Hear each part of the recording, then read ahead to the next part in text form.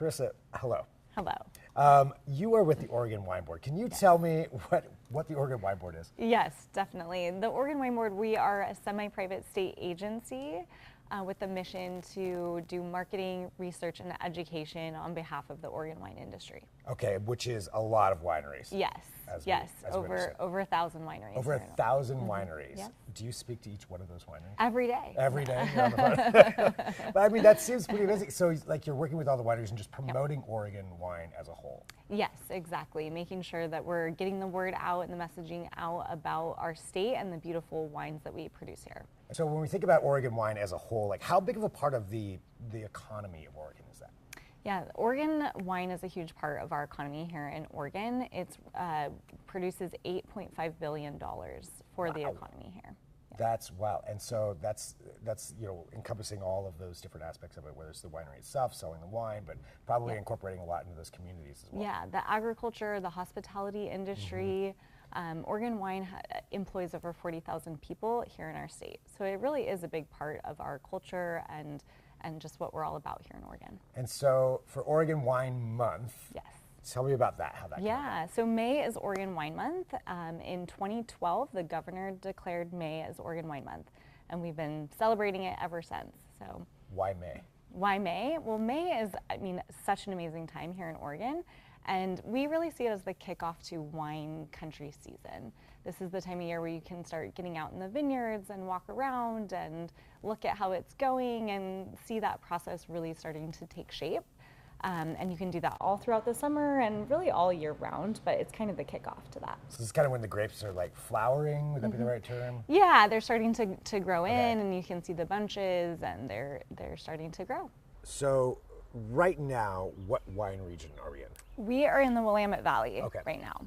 So in Oregon, there are 23 federally recognized wine growing regions, which we call AVAs, American Viticultural Areas. And that's quite a bit for Oregon.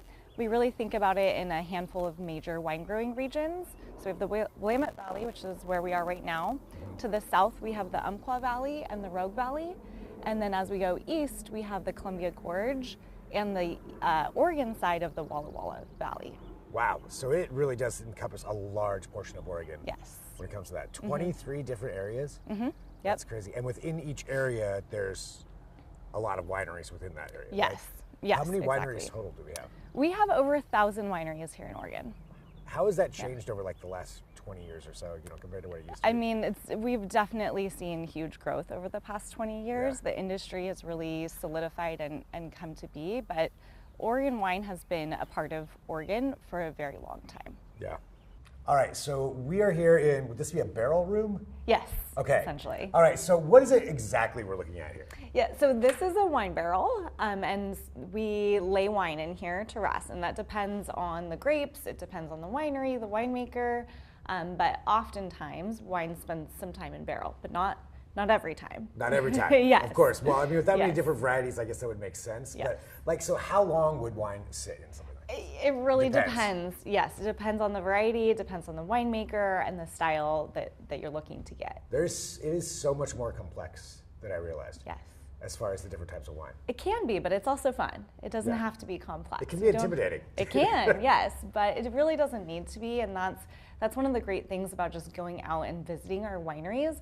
You can get as deep and nerdy as you want to, or you can just have a good time and see the beautiful barrels and see the vineyards and just experience being at a winery. And just appreciate that it's a whole lot of work to get Absolutely. what we have in a glass at the end of the day. Like yes. there's a lot, from the grapes and the season and picking them at the right time to however long it stays in barrels or not barrels, as you said. So what kind of wine is not in a barrel? There's lots of white wine that you would ferment in a steel tank, or there's concrete eggs. There's different things, different processes. So you really can get as nerdy as you want to be. Yes, you can. As much. Yes. It's art and science. What do you think is the most important thing people should know about Oregon wine? Oh, that's a very open-ended question. Yes, it is. But Oregon wine, we produce world-class wines here in Oregon. They're internationally recognized, some of the highest quality wines. We have a lot of diversity of wines here. We make very different types.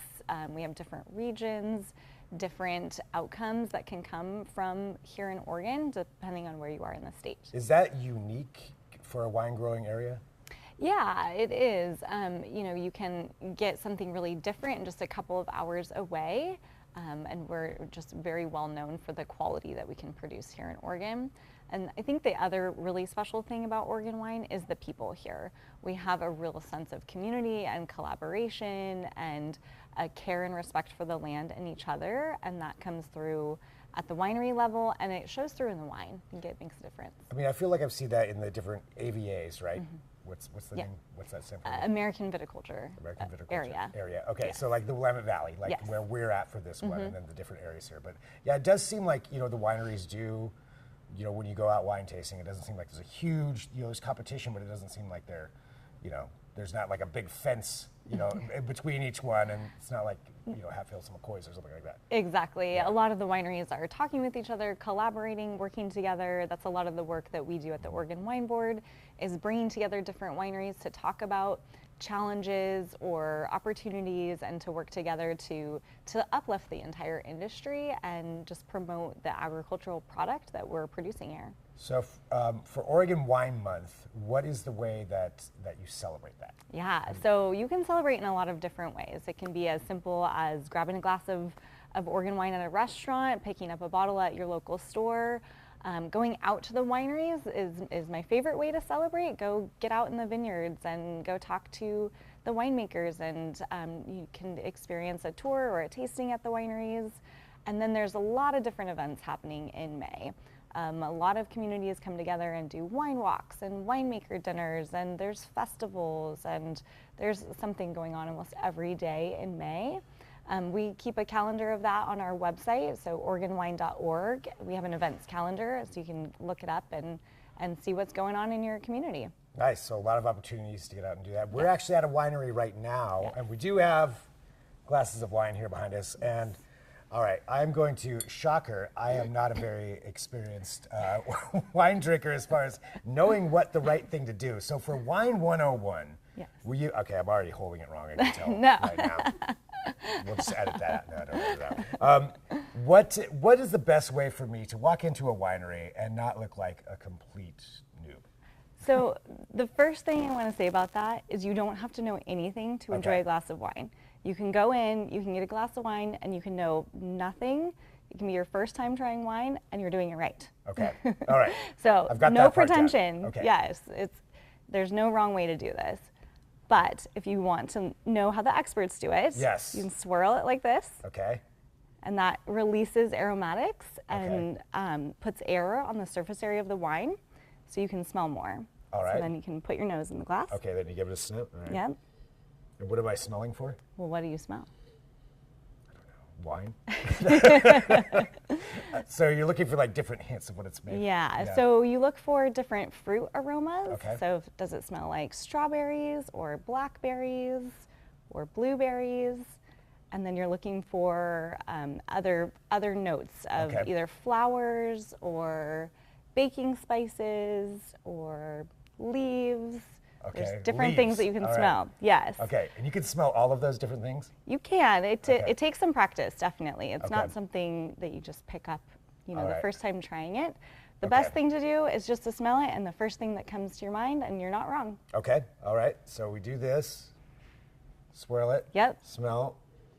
Do you look at the streaks? Is that one of the other things? You can. So the streaks will actually tell you the amount of alcohol in a wine. Okay.